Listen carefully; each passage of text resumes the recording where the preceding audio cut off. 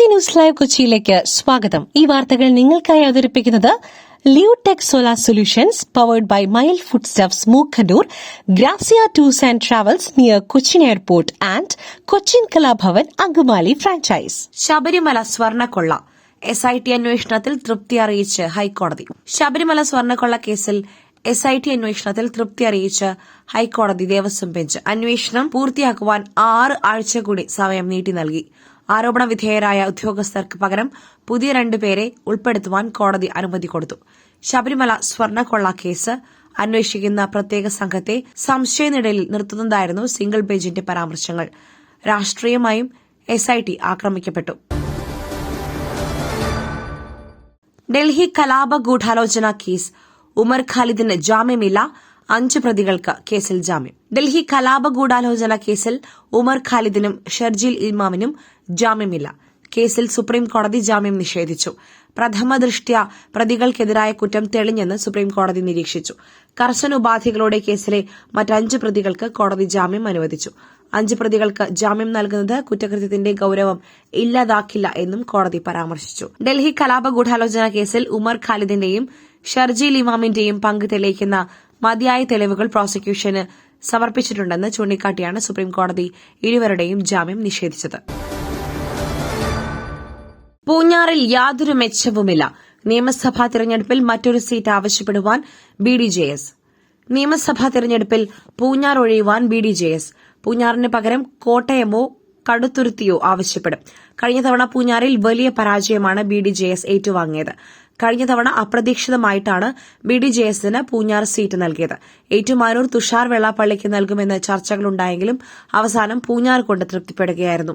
പ്രമുഖ നേതാവായ KG സെൻ തന്നെ രംഗത്ത് ഇറങ്ങിയിട്ടും BDJS ദയനീയമായി പരാജയപ്പെട്ടു.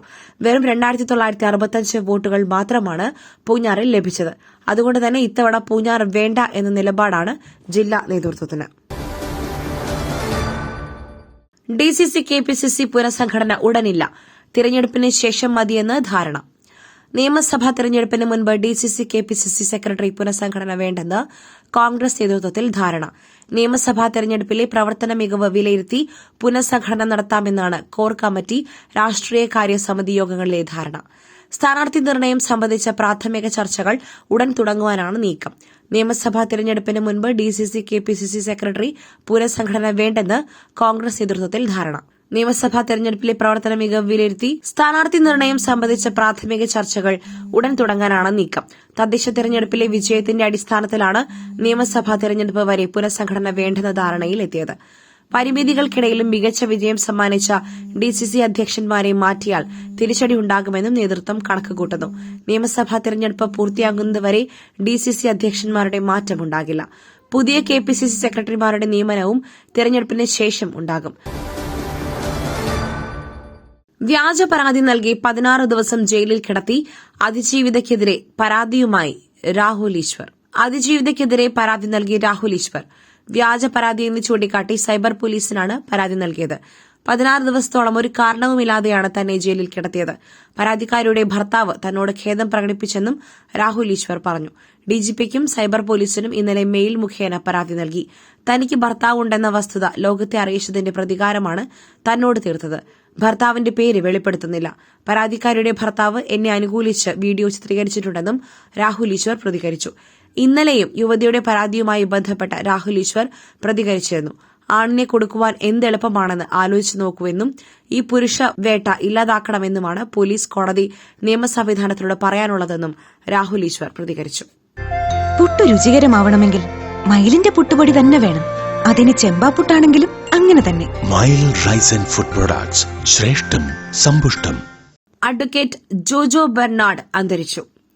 DCC അംഗവും മുൻ കേന്ദ്രമന്ത്രി പ്രൊഫസർ KV തോമസിന്റെ ഭാര്യ സഹോദരനുമായ അഡ്വക്കേറ്റ് ജോജോ ബെർണാഡ് അന്തരിച്ചു. തിങ്കളാഴ്ച ഉച്ചയ്ക്ക് 1 മണിവരെ വടുതല ബോട്ടുചെട്ടി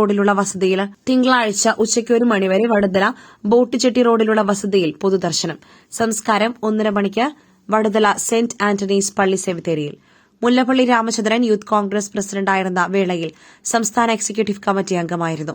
കേന്ദ്ര ഫിഷറീസ് ബോർഡ് അംഗമായും പ്രവർത്തിച്ചിട്ടുണ്ട്. ഭാര്യ Lucy saint Teresa's college retired professor. 100 കോടിയുടെ ആഗോള കളക്ഷൻ. നിവിൻ പോളിയുടെ ഏറ്റവും വലിയ വാണിജ്യ നേട്ടത്തിന് സാക്ഷ്യം വഹിച്ചുകൊണ്ട് സർവമായ. റിലീസ് കേന്ദ്രങ്ങളിലെങ്ങും നിറഞ്ഞ സദസ്സിൽ പ്രദർശിപ്പിക്കപ്പെട്ടുകൊണ്ടിരിക്കുന്ന അഖിൽ സത്യൻ നിവിൻ പോളി കൂട്ടുകെട്ടിൽ ഒരുങ്ങിയ ഫാന്റസി ഹൊറർ കോമഡി ചിത്രമായ സർവമായയ്ക്ക് 100 കോടിയുടെ ആഗോള വാണിജ്യ നേട്ടം. വലിയ സ്വീകാര്യത തന്നെയാണ് ചിത്രത്തിന് എങ്ങും ലഭിച്ചുകൊണ്ടിരിക്കുന്നത്. ബുക്ക് മൈ ഷോ ഉൾപ്പെടെയുള്ള സിനിമാ ടിക്കറ്റ് ബുക്കിംഗ് ആപ്പുകളിൽ സമീപകാലത്ത് ഒരു മലയാള സിനിമയ്ക്കും ഇല്ലാത്ത കുതിപ്പാണ് സർവമായ നടത്തുന്നത്. പാച്ചവും അത്ഭുത വിളക്കും എന്ന ചിത്രത്തിലൂടെ ശ്രദ്ധേയനായ സംവിധായകൻ അഖിൽ സത്യൻ ഒരുക്കിയ ഈ ചിത്രത്തിന്റെ ഏറ്റവും വലിയ സവിശേഷത നിവിൻ പോളിയെ ആരാധകർ ഏറെ ഇഷ്ടപ്പെടുന്ന സ്വാഭാവിക നിർമ്മത്തിന് പ്രാധാന്യം നൽകുന്ന പഴയ നിവിൻ പോളിയായി കാണാനായി എന്നതാണ്. മറ്റൊരു വാർത്തയുമായി കണ്ടുമുട്ടുന്നതുവരെ നന്ദി, നമസ്കാരം.